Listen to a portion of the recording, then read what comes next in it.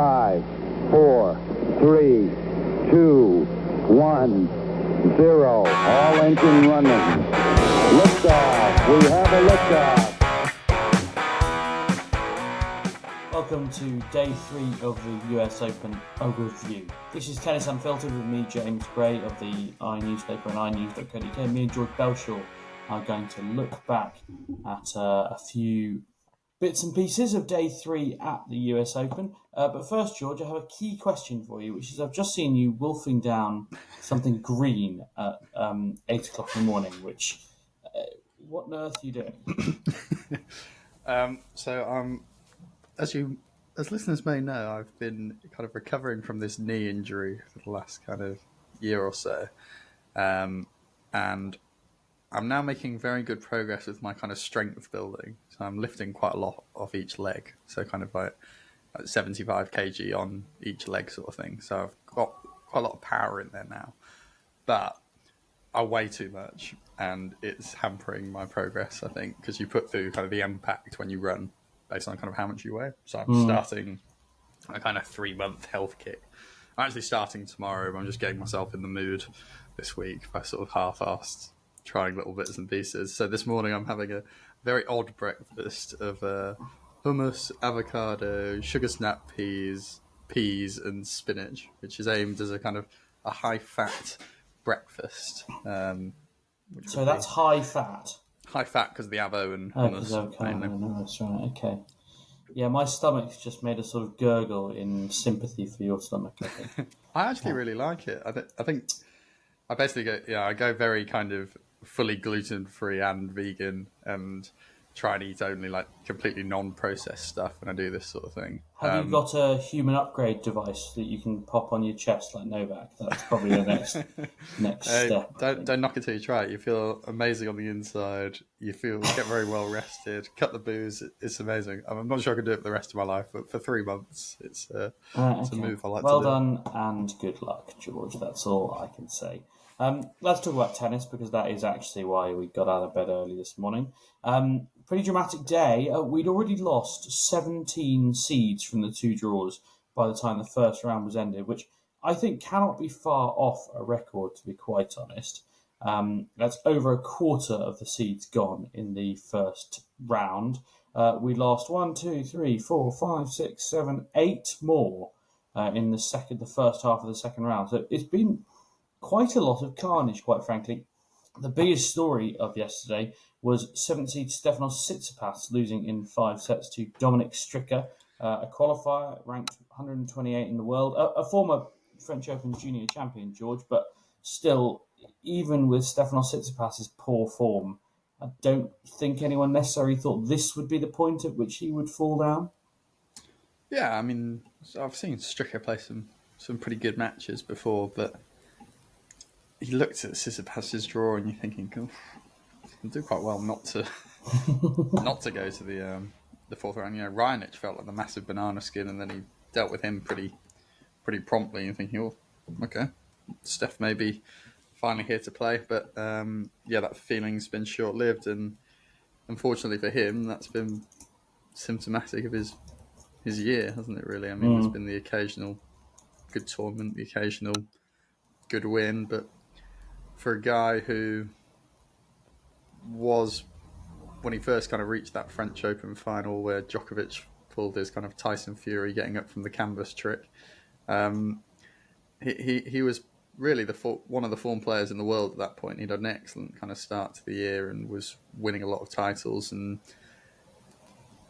he was the only guy who'd really beaten Nadal, Federer at Grand Slams, and was challenging Djokovic occasionally in best of 3. So, yeah, it's a bit disappointing, and I don't suppose it's like necessarily that surprising, given we've always said he's got quite a big weekend weakness in that one-handed backhand. But his strengths, which are still very strong when he gets them going, and he can play some very good stuff, are now not being matched by, I think, that mental desire that actually was there before. You know, as much as he is a bit of a loony, he has always had a bit of a belief that he can win big matches, and he's won big matches from surprising positions. You know, 2 sets down to Rafa at the Australian Open, for example.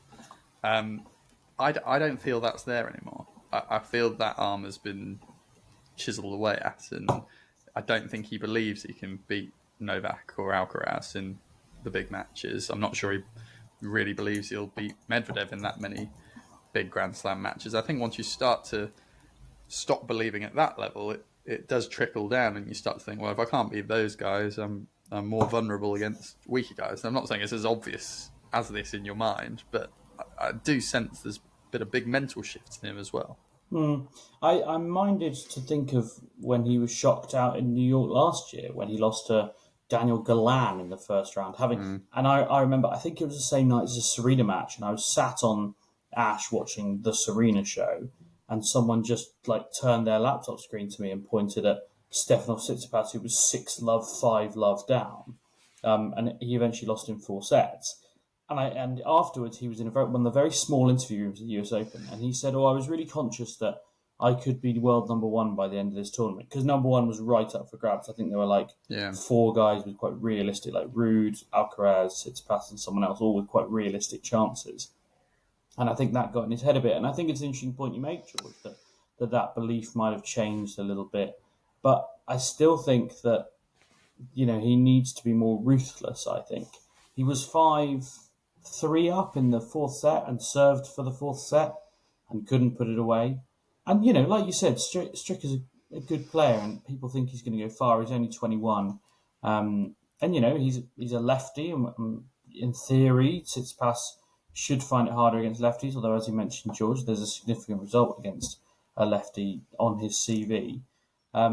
It was put to him afterwards that the change in team, he's obviously got rid of his dad and brought in Mark Philippoussis, might have been the answer. He said, I'm by no means putting any blame on the people or any members of my team. Everything on the court is under my control, and the way I can play this sport is shown out on the court. If I'm not able to deliver, then I'm not supposed to be doing well. He said he had bad jet lag when he was in Toronto.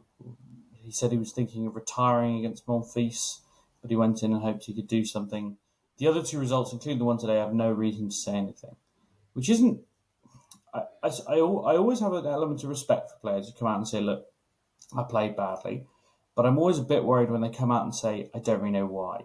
Because if they come out and say, look, I played badly, I think I should have, tried to hit these spots better, or I focused too much on, trying to get to his backhand, should have focused on my game. And I appreciate it's hard to analyse straight afterwards, but that's the bit that concerns me, is that it doesn't feel like he has an answer to this problem. I mean, I'm always very reticent to kind of point too much into outside factors as well, but he has gone through a lot of kind of growing up changes, I guess, as well this summer. Dating Paula Badosa. I'm sure he has dated other people, but, that's felt like, from the outside looking in, his big it felt like romance. It certainly looks like their first grown-up relationship. If you can call it grown-up. Well, exactly. It looks like something. But that does have an impact, particularly when you're dating someone on the tour who's probably got some perspectives about, who you're working with and what you're doing, and probably genuinely honest questions about, is it that worth it? We're millionaires. We're living great lives. Yeah. We can still go out and compete and stuff. I wouldn't surprise me if that was some of the nature of the conversation. Badosa's another player who's been a world number 3, looking like she could knock on the door and kind of drop down. Maybe this is just a general life conversation. Is this the be-all and end-all? And it's probably not coincidental that relationship is tied with Tsitsipas actually making the decision to tag his father out. Yeah. Because you're genuinely thinking she's probably saying, look, it's actually not that normal to have that much influence from your parents in your life. And while he may not have made necessarily the right coaching choice now, he might have. I know Calvin hasn't spoken in glowing terms necessarily about his new coaching team, but making that decision does feel like a good move for him as a person, whether or not as a tennis player. So I think he's got a lot of growing up to do generally, just having kind of been around him and been in these kind of weird parent press conferences. So while it may not all come together right now, as a human being, I think he's probably making some better choices, even if it's not coming to fruition immediately. Yeah, agreed. There was another shock defeat for someone who has been in Grand Slam finals, and that was Casper Ruud, who lost to Zhang Zhizhen, the first Chinese man to beat a top 5 opponent since the introduction of ATP rankings in 1973. Chinese tennis on the march, to say the least, because there's all manner of names in the women's draw as well, flying around. George, we're probably not massively surprised because Casper Ruud's form has been a bit up and down, and, well, he lost to Max Purcell last time out, so maybe this isn't a huge shock. And, Zhang ran in pretty close at the French Open when they played as well, so there's an element of kind of, knowing how to beat him one way or another. But nevertheless, it feels like it might be, if Zhang can go on a run, a bit of a moment for Chinese tennis. And, we've seen it on the women's side, we haven't seen it on the men's side, and that feels like it could really turbocharge everything that we know about tennis in China.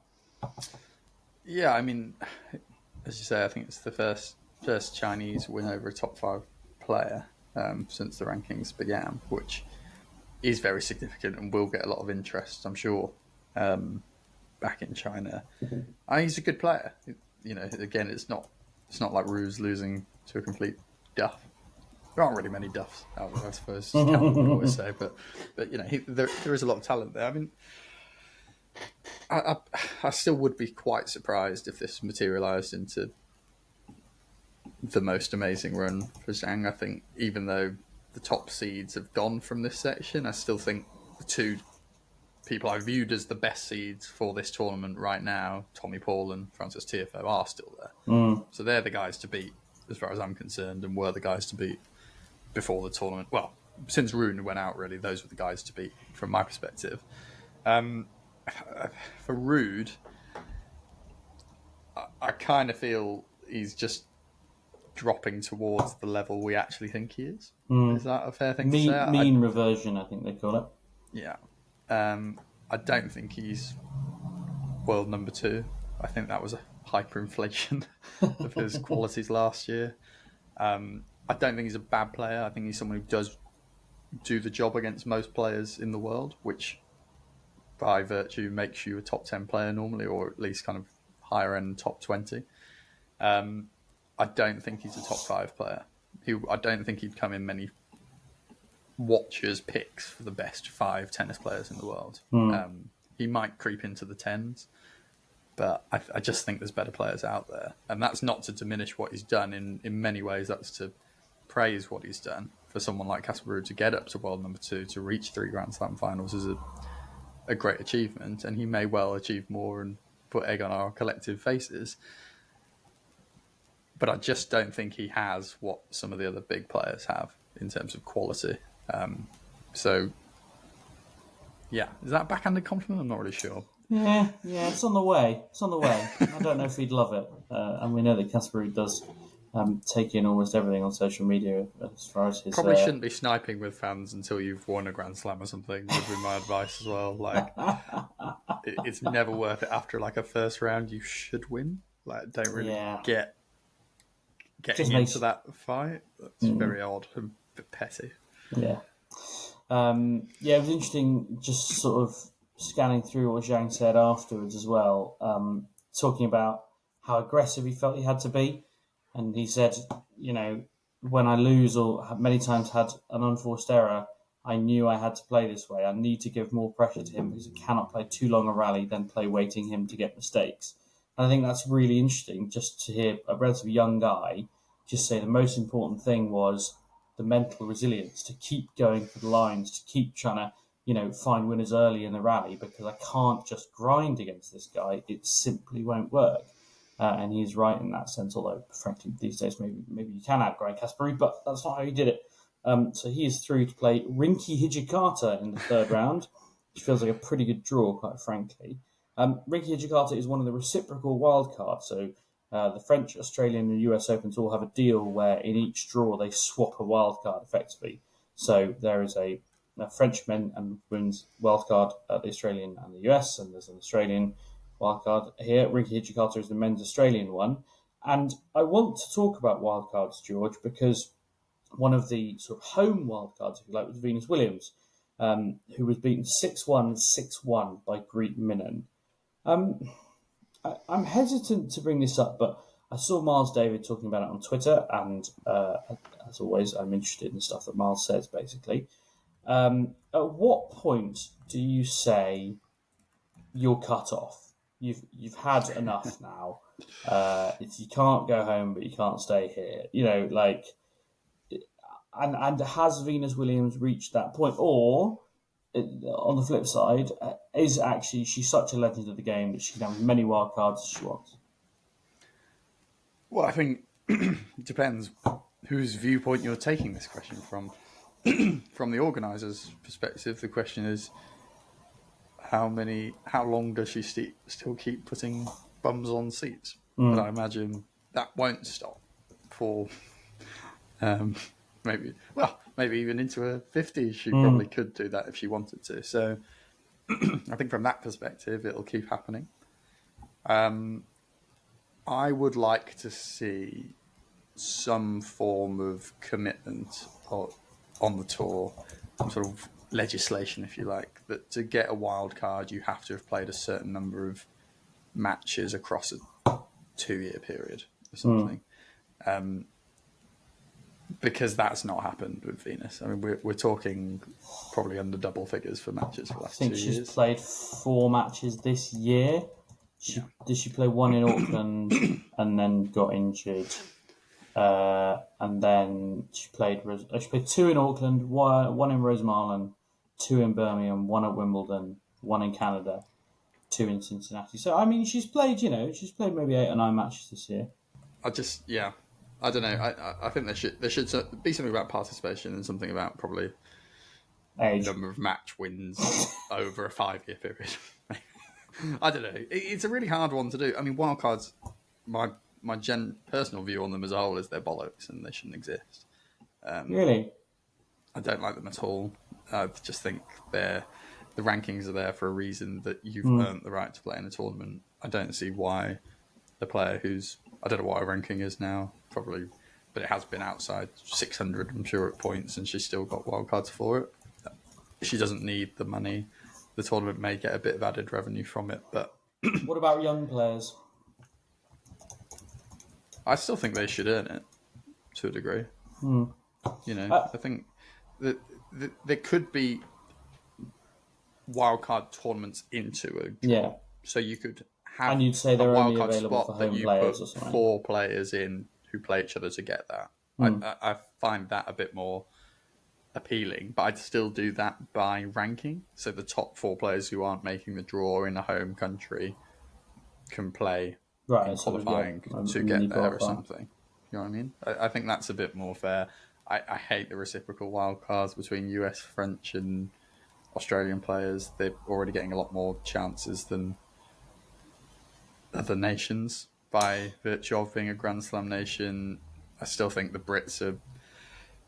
Calvin will disagree on this in terms of he thinks it's a good opportunity for them, but I think it's unfair if you look at it kind of globally. Like, if you're a player from Brazil, what opportunities are you really having to get a wild card? Maybe one into Rio.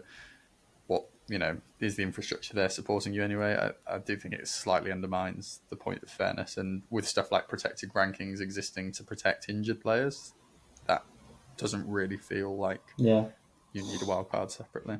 I think there's an argument, I look at golf, I often make comparisons to tennis and golf because it's the other major individual sport, but, golf has all sorts of... Okay, it's easy because it's got a bigger entry list, but it has all sorts of different exemptions, So if you win the Asian Tour 1 year, then you get an exemption into the Open and the Masters and this, that and the other. And, the Open will go out and say, we want to develop tennis... Well, they say they want to develop tennis in Africa, for example, and I actually think they've done a half-assed effort of it. But the idea is that they're offering exemptions into the Open to players who succeed in various the African amateur championships and things. And I do think you could be more creative with the wildcard system, even if it's wildcards into qualies, by saying, right, if you win, we're going to offer 3 wildcards into qualies to players who win, I don't know, like the biggest event. What is the biggest tennis event in Africa? I can't even tell you. There's Marrakesh. Yeah. Yes. But I mean, I would probably say sub-Saharan Africa because there's a bit of a divide there. But go and stick a wild card into qualies of Wimbledon onto a tournament in, I don't know, Central Africa somewhere, and try and actually grow the game. And as you say, George, South America is pretty underserved by the tennis world given the size of the market. It's remarkable that as many South American players make it through. When's Rio? Yeah, why not stick a French Open wildcard on, like, I don't know, the winner of a tournament around Rio that only South American play? I don't know. It takes a lot more planning than I have. Sitting here right now and pontificating, but it's doable and should be more. And the question should be asked. The All England Club are never going to consider this because it's change and they're terrified of it. But that they should be sitting there thinking, how can we make this wildcard system a bit better? And we always say, look, when you get Brits at Wimbledon, every court is packed, it adds a real vibe to the day, and that's important. And I'm not saying don't have Brits on wildcards at Wimbledon. I'm saying, as you say, George, make it a bit more meritocratic, make it feel a bit more like they deserve to be there, which some of them do, but let's face it, in many people's opinions, some of them don't. So make them prove it. And rather than it just being, realistically, the decision of 4 or 5 people to put them there, which is what actually happens. I think 4 or 5 might even be a generous number, quite frankly. It's more like 2 or 3. So, I'm all for meritocracy in tennis. Let's bring it back. Speaking of Brits, one of them finally lost, which is a phrase I didn't think I'd be saying, because certainly the finally part of it anyway. Because as I mentioned in yesterday's mini-pod, they all made it through the first round, which is pretty remarkable. And all in straight sets, 18-0 was the record. Lily Miyazaki, unfortunately, ran into Belinda Bencic, and I think there's no shame in losing 3-3 to her, because Bencic, who, if you remember, George, was my rogue pick to win the Women's US Open many, many months ago. You all laughed. And look at her now, flying into the third round. Already an early favourite, I would suggest now. But yeah, good. I just wanted to mention, there's not much more. I did watch Lily Miyazaki's match, but she's going to be world number 153. Well, depending on exactly how the rankings shake out, but that's a huge career high. She's now the British number 4. And she's a scrapper by all accounts, and I've actually interviewed her, and she's a really nice, settled, kind of mature woman. She's 27, which I think people are always a bit surprised because she's a bit undersized, and she's quite young looking, and of course they haven't really heard of her because she's done full college and not really made the breakthrough. So interesting to see how she goes going through the sort of indoor season and into the Far East and stuff. So. Well done to her is really just what I'm saying here. We can return to the Bencic pick if she comes through round 4 where she's due to meet Rybakina. Okay. Yeah. I think if she makes start getting your chest out. Well, I was trying to get some gloating in while I can. Actually, I have the opposite version of you, George. That was my idea. Anyway, we should look forward a little bit to day 4. Because specifically, we've got Murray versus Dimitrov in the third round. Now, as I mentioned yesterday, Dimitrov had a bit of a battle to get through. 5 sets it was, from 2 down to Alex Molchan.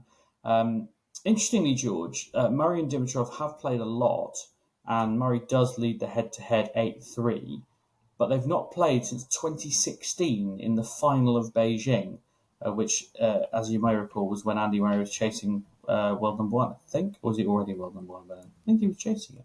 And he was chasing year-end world number 1, there you go, because he wanted to lift the trophy in London by beating Novak, which of course he did. So I'm basically, George, saying this head-to-head record might mean absolutely zilch. Yeah, I was trying to think when the last time they met in a slam was. There was famously when Dimitrov beat him at Wimbledon, wasn't there? But US Open, Murray beat him like 1-2 and 2 in that same year. Interesting. What's your I mean, not much to say on that. Okay, we'll just talk about the match then. I think slightly favour Murray, to be honest. I don't think Dimitrov's in any great form to make me really worried about him. He's obviously capable of very good matches, but I think Murray's playing some pretty good stuff. And, you know, I think if he plays the match he played against Stefanos Tsitsipas at Wimbledon, he wins that match in 3 or 4 sets. You know, if he plays towards that level, he can win this match well, I think. I don't think Dimitrov is at the level of a player like Tsitsipas. But it will still be billed as a match of that caliber because people know who Dimitrov is. You know, he's someone who has been high in the world. He is well recognised. He was tainted with the nickname "Baby Fed" in his own words. So it'll probably look a better win than it actually is if he gets this one done, as I suspect he might. To be honest, I'd probably put Murray 55-45 on this. Interesting. I minded to agree with you. I'm not sure I felt the same yesterday. I think that 5-setter does make a difference. Dimitrov's very fit, but, you know, as you say, he's not had in loads of form this year. He's not got loads of positive tennis under his legs. The bookies actually make Dimitrov a narrow favourite. But I think, I don't know, just Murray having come through so easily, well, not easily, but, you know, quickly against Mutier. And, it's super tough. I can't quite pick it. I'd say Murray in 4 if I were All right, okay. to bet on it. If you were a betting man, which of course you're not. I just wanted to mention that we're going to get Caroline Wozniacki against Jennifer Brady in the 3rd round. It's not until Friday. Nice, isn't it? But, I mean, what year is it? That's basically what I'm asking. You've got Murray against Dimitrov and Wozniacki against Brady. So it's some real, like, old school matchups here. I also should mention that Taylor Townsend is through because she's in my fantasy team and she beat Beatriz Haddad Maia. And it means I'm guaranteed a 4th rounder in that section as well because I've got Muchova, who she's playing. Who's looking good as well. Yeah, really good. Magdalena Fresh is no mug, and she dispatched her pretty well. And I think Karolina Muchova is a really interesting player and a really cool player. She does lots of different things with the ball. And hopefully this is the beginning of her being around in the last stage of Grand Slams on a regular basis, which is probably what she needs, just for people to get to know her a little bit more. You know, when she made the French Open final, the general public would be like, "Who's this? Do we care?" And invariably the answer, unfortunately, is no. But if she, starts hanging around more regularly, then I think we'll see a bit more of her, and people will start to see a bit more of her and understand a bit more about her. When we started fantasy, I used to relentlessly pick her, and I've been stung too many times. But this would have been the year, I think, to revive that love interest from a fantasy perspective. I'm a big fan as well. I think she's a really good player. The other seeds you got yesterday: Magda Linette, Petra Kvitova, who was beaten by Wozniacki, and maybe most surprisingly of all, Victoria Azarenka, who lost to Zhu Lin, who incidentally has been picking up a few scalps as the year goes on, and I think he's going to make career high potentially if she wins one more match. She was in my fantasy team. I did not have her losing that one on paper. I wasn't confident she was going to win it, but I thought she would make the 3rd round. Yeah. Not ideal for George's fantasy team. You are only 5 points behind me at the moment there, George. Yeah, but you've got the guaranteed extra one through, don't you? With the that does help. Over. But it also means I'm guaranteed to lose one, so kind of swings and roundabouts. The big one for me is John Isner today against Michael Moe. Do you think there's any chance Isner doesn't win that? I sort of assumed he would, but I hope so. Clearly. I'm hoping Isner's going to win the whole tournament in a way. No, George, that's a real bad timeline. I'm not hoping that. Yeah. If you do want to keep up with the fantasy scores, by the way, the spreadsheet is on Twitter. I will post it in the show notes as well, in case you can't find the link to it. Bad Bounce, currently top of the table with 340 points. I am 70 points back. I've still got 8 players left. So you're doing very well. Yeah, I think we're both doing admirably this time at the minute. Yeah, better than usual. Could all go wrong. I felt a bit bad because Sinfo Rublix, who's quite big on Twitter and is a regular contributor, lost 5 players or 6 players in the first 2 days, and I named and shamed on Twitter. But I assure you, Sinfo, there is no shame. George and I have both been through that particular timeline. But in the interest of fairness, this week I have to name and shame, or at least they have to shame. Uneasy Chair is the handle on Twitter. The team name is Over and they are dead last on 130 points with 4 players left, having picked Stefanos Tsitsipas, Chris Eubanks, JJ Wolf, Enzo Quackau, Maria Sakkari, and Fiona Ferro, all of whom have lost.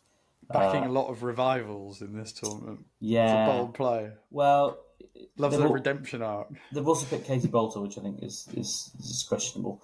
But I tell you, this might be the saviour of Over Under. They've picked Daniil Medvedev instead of Alcaraz or Djokovic, and not many people have done that.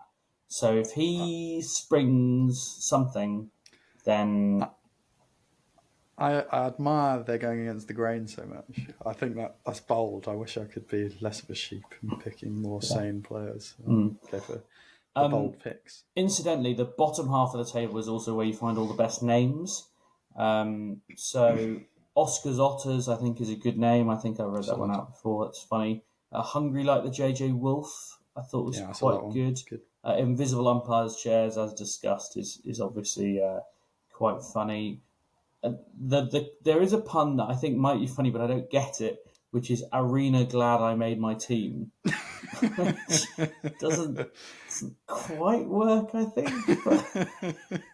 I guess it's meant to be, aren't you glad I made my team? But yeah, just not quite.